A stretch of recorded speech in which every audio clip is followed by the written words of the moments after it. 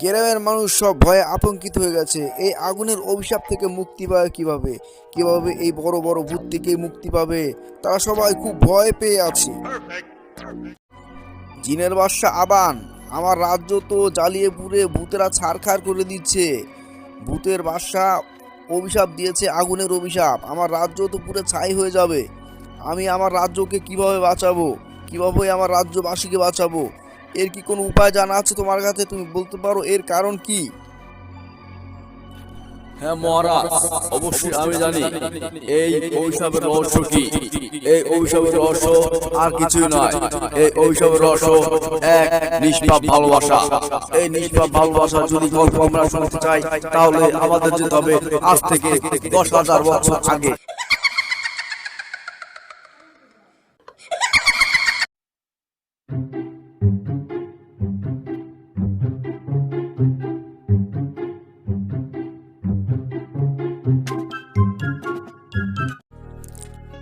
আমি এখানে নতুন এসেছি। তুমি কি আমাকে রাস্তা বলে দিতে পারবে যে গ্রামের দিকে রাস্তাটা কোন দিকে যায়? আমি আসলে ঠিক চিনি না। এই গ্রামে আমি নতুন এসেছি। তুমি যদি আমাকে সাহায্য করো আমি খুব উপকৃত হব। কোনো সমস্যা নেই, আমি এই গ্রামেই জন্মগ্রহণ করেছি। আমি তোমাকে এই গ্রাম পুরো ঘুরিয়ে দেখাতে পারবো। চলো আমার সাথে গ্রাম ঘুরতে, আমি তোমাকে সাহায্য করছি, চলো। আমার গ্রাম দেখতে ভালোই লাগে। প্রকৃতি, আকাশ, বাতাস সব কিছু সুন্দর, তার সাথে পানির ধ্বনি, তার সাথে সবচেয়ে সুন্দর হলো গিয়ে তুমি।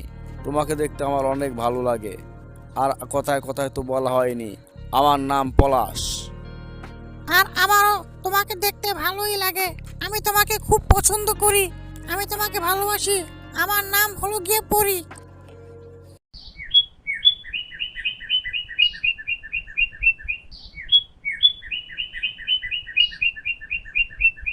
এভাবেই দিনের পর দিন চলছিল পলাশ আর পরীর প্রেম কাহিনী।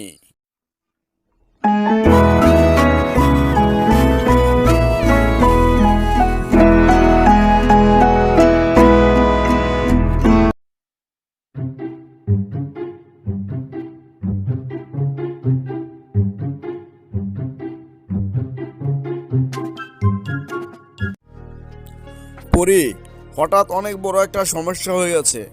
আমার বাবা অসুস্থ। আমাকে কালকেই ঢাকা যেতে হবে। আমি আর তোমার কাছে থাকতে পারবো না। তোমার বাবা অসুস্থ হলে অবশ্যই তুমি ঢাকা যাবে, এবং কালকেই ঢাকা যাবে। হ্যাঁ, তুমি কালকেই চলে যাও।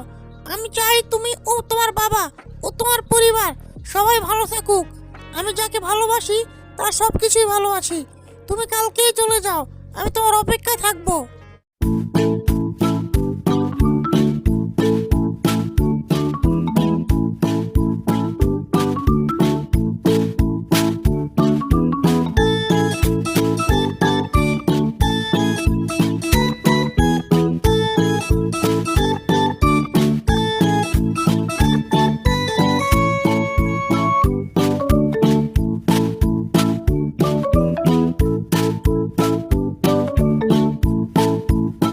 শহরে যাওয়ার পরে পরী পলাশকে হাজারো ফোন দেওয়ার চেষ্টা করলো, যোগাযোগ করার চেষ্টা করলো, কিন্তু কখনোই যোগাযোগ করেনি আর পলাশ।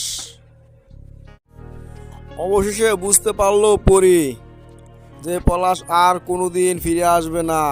পরির সাথে অনেক বড় ধোঁকা হয়েছে। পরি কিন্তু মোটেই কোনো সাধারণ মেয়ে না।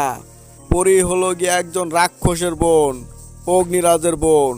পরি একজন নিজেও রাক্ষস। ভালোবাসার খাতিরে সে মানুষের রূপ ধরেছিল। ভালোই ছিল সে।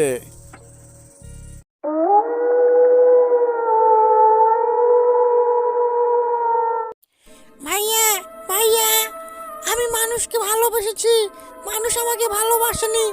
আমি মানুষের কাছে থাকতে চেয়েছি, মানুষ আমার কাছে থাকতে চায় না। মানুষরা আমাদের দূরে ঠেলে দেয়। তাই তো আমরা সবাই অগ্নিপরীতে থাকি, কেউ পৃথিবীতে যাই না। আমরা সবাই মানুষকে ঘৃণা করি। আমরা সবাই মানুষকে ঘৃণা করি। আমরা মানুষকে মারতে চাই, আমরা মানুষ খাই। আমি প্রতিশোধ নেব, কঠিন প্রতিশোধ। আমি এখন মানুষ খাবো। আমি আমার রাক্ষস রূপে ফিরে আসবো। আমি ছাড়বো না, পলাশকে ছাড়বো না, কোনো পুরুষ মানুষকে ছাড়বো না। রেগে মেগে পরি এক সিদ্ধান্ত নেয় যে সে পুরো পুরুষ জাতিকে মেরে ফেলবে, টুকরো টুকরো করবে এবং পলাশকেও সে কোনো মতেই ছাড় দেবে না। পরি যখন রাক্ষস রূপে পরিবর্তন হয় তখন তার ভাইয়েরা খুব খুশি হয়। তার ভাইয়েরা বলে যে পৃথিবীর উপরে ঝাঁপিয়ে পড়ি, আসো চলো আমরা পৃথিবীকে ধ্বংস করে ফেলি এবং খুন করি, প্রত্যেকটা মানুষকে টুকরো টুকরো করবো, প্রত্যেকটা মানুষ জাতিকে।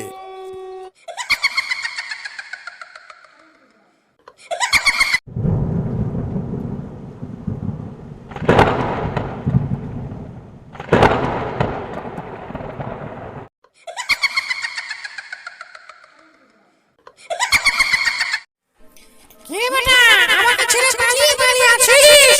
কোথায় যাবি পালিয়ে তুই? আজকেই তুই আমার হাতে মরবি, মরবি। প্রিয়তমা, এত সুন্দর তোমার চেহারা রাক্ষস হবে কি করে? আর আমি তোমাকে ছেড়ে কোথাও পালিয়ে যাইনি, আমি এখন তোমার কাছে হেঁটে যাচ্ছিলাম। বিশ্বাস করো আমি তোমাকে ধোকা দিইনি। আমাকে মেরো না, মেরো না, আমাকে মেরো না। এই কথা বলে এখন আর কোনো কাজ হবে না। তুই যখন সময় ছিলি তখন আমার বোনের সাথে বেইমানি করেছিস, আজকে তুই মরবি এখানেই। আমরা শুধু তোকেই মারবো না, এই পৃথিবীর সব মানুষকে মেরে ফেলবো। মানুষের সাথে আজকে থেকে আমাদের শত্রুতা শুরু। এটাই আমার শেষ কথা। মার বোনকে, মার।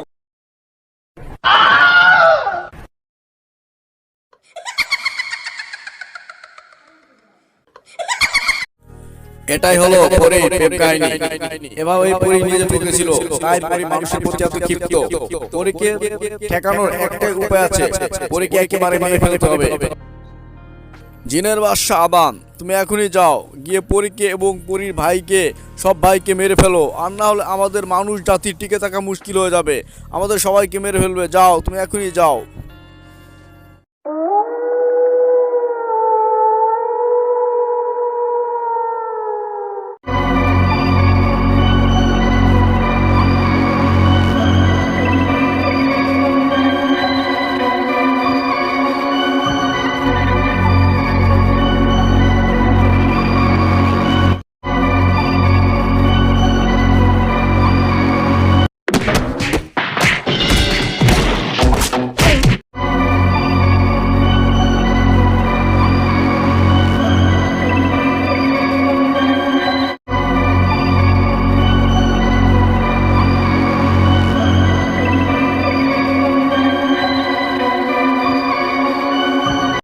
কিরে, তুই আমার বোনকে আর ভাইকে মেরেছিস, মনে করিস যে আমি তোকে ছেড়ে দেবো? আজকে আমি তোকে মারবো, আজকে, এখন মারবো, এখন তোকে আগুন দিয়ে পুড়িয়ে মেরে ফেলবো আমি। আয় তো বেটা, আয় দেখি আজকে কে কাকে মারতে পারে। আজকে তোদের সবাইকে মেরে আমি মানব জাতিকে উদ্ধার করব।